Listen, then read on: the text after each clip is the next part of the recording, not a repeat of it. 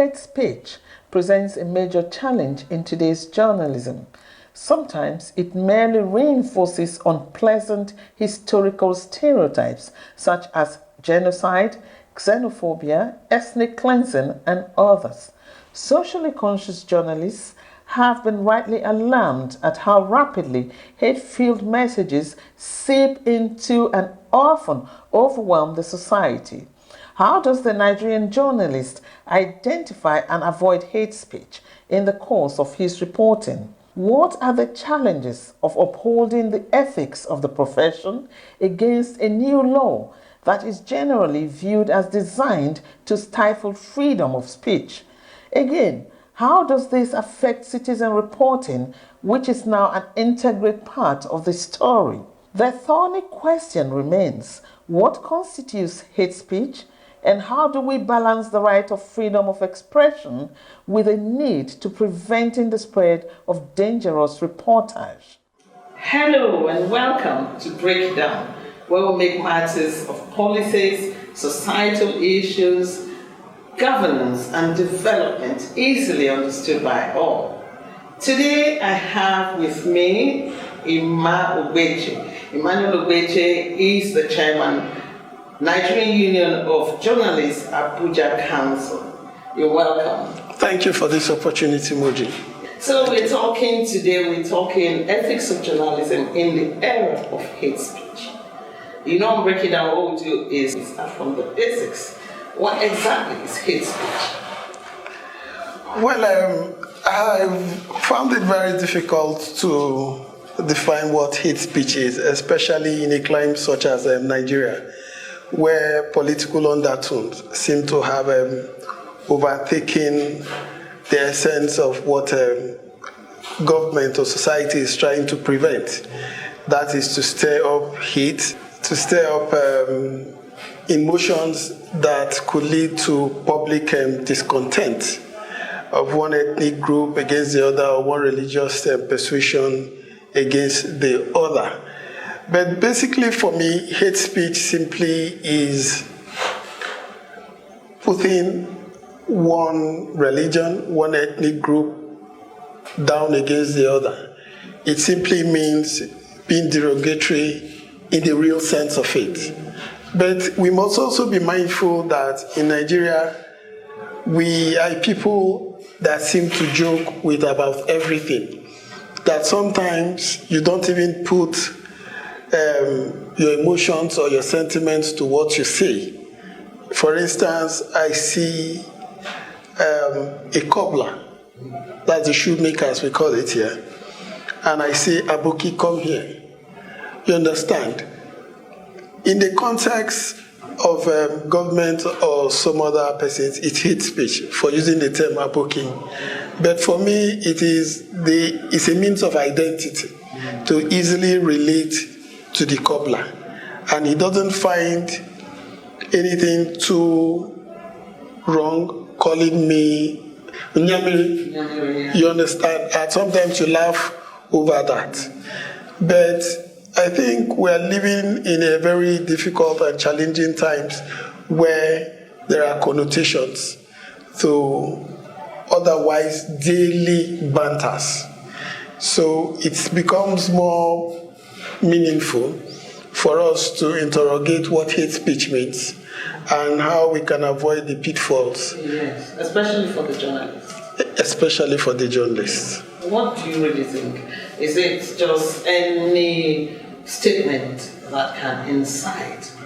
Or is it just maybe pictorial image that can incite one against the other? Where does the journalist, how does the journalist identify hate speech? Yes, I think the media is a communicative space. So whether it is pictorial, whether it is in words, any means by which you could inflame passions, in which people can take offense, in which can lead to the breakdown of law and order, those are issues we should guide against. If those are what constitute hate speech, then I am for it. But if it is about being hard on the government for its failings to deliver good governance, to criticize a politician that has failed in his or her duties to the people, then we might simply begin to have to hold a broader conversation as to what constitutes hate speech. For the journalists, I think we owe society a duty, because the Constitution is the only profession in Nigeria that has a constitutional guarantee, in terms of holding government accountable to the people. And if that is so, there is an added burden for you to be responsible, for you to demonstrate temperance in what and how you report. So the journalists in this era needs to be careful on how he or she presents the news, the story, the image, so that we do not run foul of what has become an albatross, fake news, hate speech, and all of that. So we need to be very careful. And that also requires not just training, but it also requires diligence on your part. What ordinarily you could take for granted, you can no longer take it for granted. Look at social responsibility. You already mentioned. Yes. The journalist is socially responsible to the society and to himself and to his profession to report the truth as he says it. And now you have hate speech, which can be evoked at any time to say, okay, this journalist is falling foul of hate speech. There is a conflict. What does the journalist do in this situation when it is his social responsibility to report, for example, that a lot of, let's just say for instance, some murders took place by some particular set of people, and he has to report it. But then the government is going to say, this is hate speech because you are inciting people. What does the journalist do? The ethics of the profession are very clear. You have to be objective. You're required to be balanced. You're required to hear the other side. But you must also remember that discretion is a better part of valor. Discretion at the expense of the truth? No. Now we must be very careful. For instance, there is an attack on an agrarian community. For instance, say somewhere around the Middle Belt or North Central, as we call it. The fundamental basis of your report is that criminals and bandits, known or unknown, have carried out an attack on a community. You understand? The assumption is that it might have been a particular tribe. You were not there. And we must be very careful with hearsay and third-party report. You understand? Until the police are able to give us a definitive ethnicity of the perpetrators of such heinous crime, it is not in your place to start categorizing which ethnic stock, as a reporter, those that carried out the attacks are from. We find it very common in what has been happening around Kaduna, Benue, Zamfara, Taraba. You understand? It is an assumption, and I do not think that in journalism assumptions are permitted. There is that tendency to always assume that these attacks were perpetrated by a particular ethnic group, and it is not healthy. We should wait for the investigation, or we can still report without essentially saying it is from ethnic A or ethnic B or ethnic C. You have not in any way injured truth or abdicated your responsibility to society when you report that they are criminals. That is the basis. They could be from anywhere. They could be from anywhere. And crime isn't limited to any particular ethnic stock. You understand? Let us take kidnapping, for instance. When kidnapping started in Nigeria, the general notion then was that it was from a particular section of the country. But we have seen that as time evolved, we've seen that almost every ethnic identity in this country has been part and parcel of the kidnapping enterprise in this country. So what do you say to that? Well, on this issue, I have been on the firing line for using a particular ethnic group because it was something that we all used to say, okay, some of these people attack such a place. And okay, these people attack these farmers attack these people. But what when you have the facts? No, I do not think that we must sacrifice irrefutable facts on the altar of trying to be politically correct. That will be injurious to journalism as a profession. It will mar the integrity of your report and even of your person. When police usually parade suspects, most times they give us the ethnicity of those that are involved. This person, male 26, from this state, you understand? It's such the present reality now.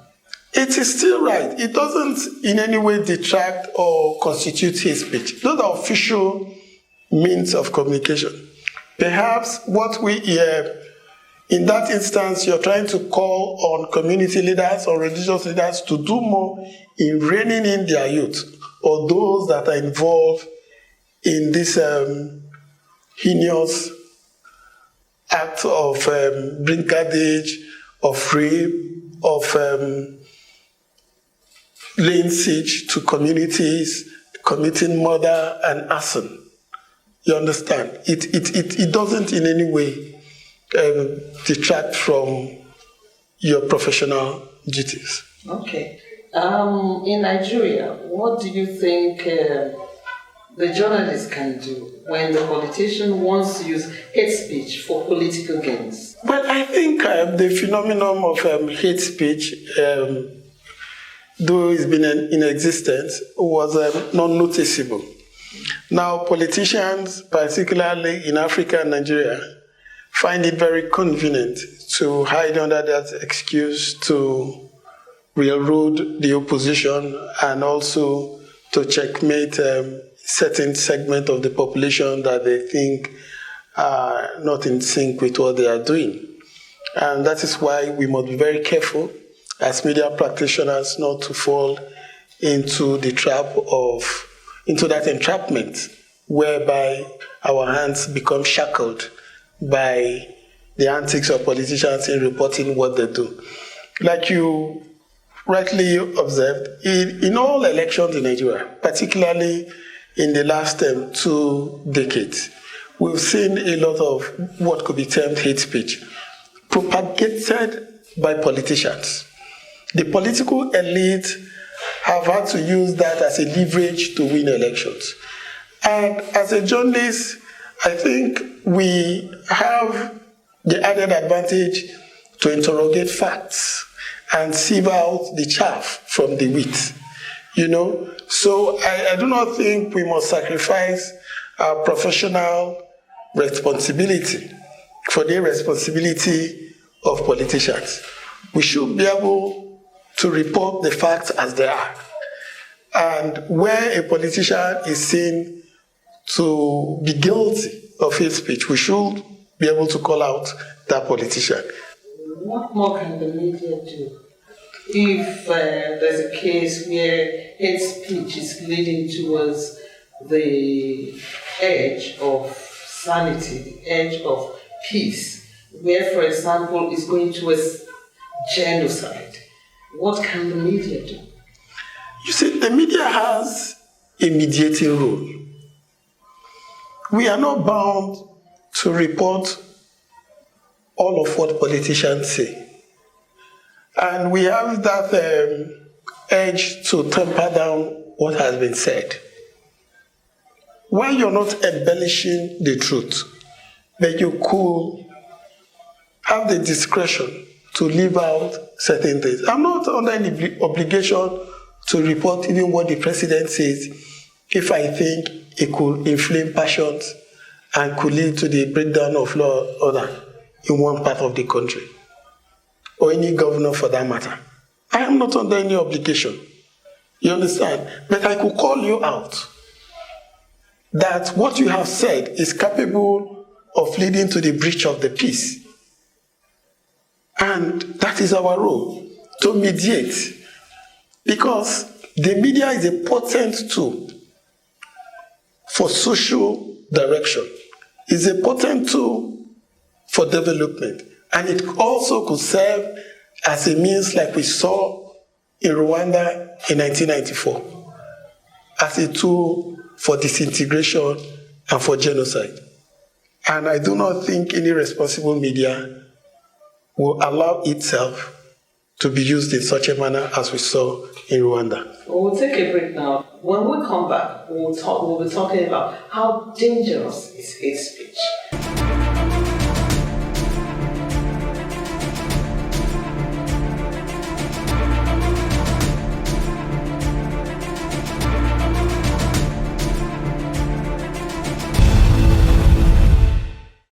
Welcome back. You're still on Break It Down, and we're still with the chairman, Nigerian Union of Journalists, Abuja Council, Emmanuel Ogbeche, and we are discussing ethics of journalism in the era of hate speech. And you were talking about Rwanda. You just mentioned Rwanda, and we're looking at the danger of hate speech. How really dangerous is hate speech? I don't think many people understand, because you go on the social media and you see so many things that could incite people, even against an individual.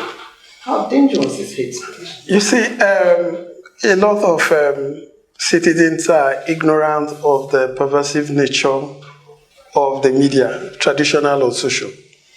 And because of the newfound freedom, as it were, the power in your hands, in your tap, you just simply are lost in that moment. And you fail to realize the repercussions of what you're putting on Facebook, you're tweeting away, you're putting on Instagram, that it could simply lead to the breakdown of law and order. It could lead to the breakup of families. It could set one community against the other. And it's a journey of liberty. It's a journey of freedom. Oh, I am powerful. Where in my little corner. That is the danger. And if people were to come to the realization that despite the seeming power you have with your tab and the little data that you have, if you could just understand how enormous it is, you will think twice sometimes to embark on that journey of just sending a message you've just typed. It is very dangerous because it could pitch a whole state against the other. It could lead to mass revolt. You understand? What did we just see during the NSAS protest that was hijacked?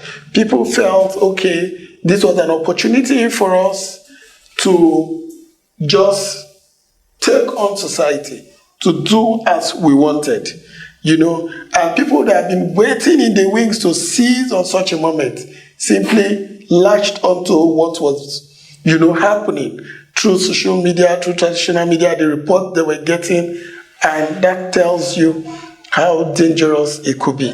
So now let's look at the laws, the enabling laws that we have right now in the land. We have the prohibition of hate speech law. What exactly is that? Then we have the Cybercrimes Act. Are they the same?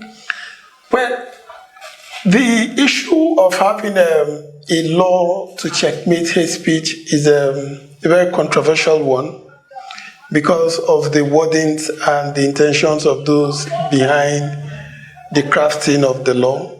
But I am persuaded that the Crime Prohibition and Prevention Act that was passed by the administration of former President Goodluck Jonathan on the eve of his leaving office is a very potent law to checkmate incidences of hate speech, fake news, and all of that, because it is wide-ranging.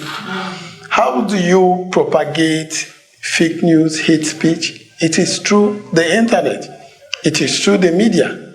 And if you follow that law, there is no aspect of it that does not adequately address what we have.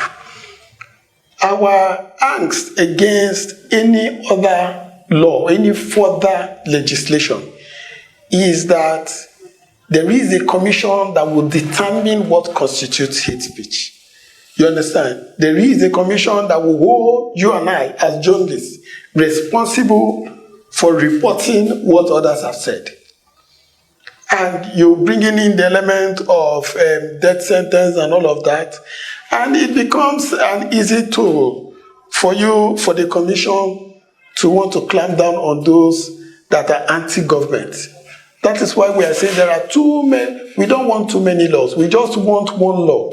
And the Cybercrime Prohibition and Prevention Act 2015 clearly takes care of this. Critics who believe that that 2015 Act dwells more on cybercrime than hate speech. Then you can have an amendment to the Act to strengthen what is there. If you think it is not broad-based enough, you can make additions, amendments to the Act and strengthen it. But the argument remains, you must allow Nigerians to have their input in the making of that law.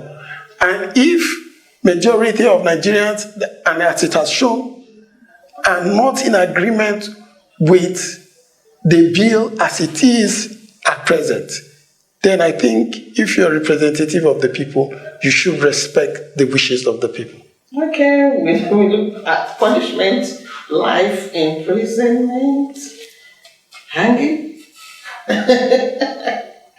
It all sounds very ridiculous.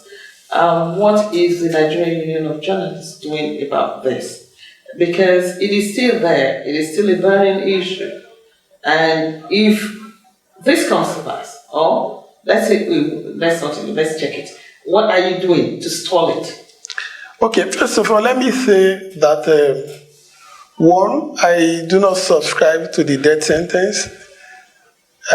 Not that the gravity of hate speech is any less than armed robbery, because hate speech could set a whole country ablaze. So whatever stiff measures that should be taken to avoid it should be taken, but not as much as saying that somebody should go to the gallows for that. What the NUJ has done is that we've presented our position that we are against any further or any new law. Our opposition to the bill that is pending, that has brought a lot of controversy, has been very clear. We do not think that that bill should see the light of the day, but we continue to urge all practitioners to show restraint, that our greatest weapon is that we must remain objective, professional. We must have balance in our reportage. Journalism does not essentially give room for you to have base sentiments as to taking sides. You should take sides with the fact, with the truth. Truth is sacred. That is why we say, when in doubt, you leave out.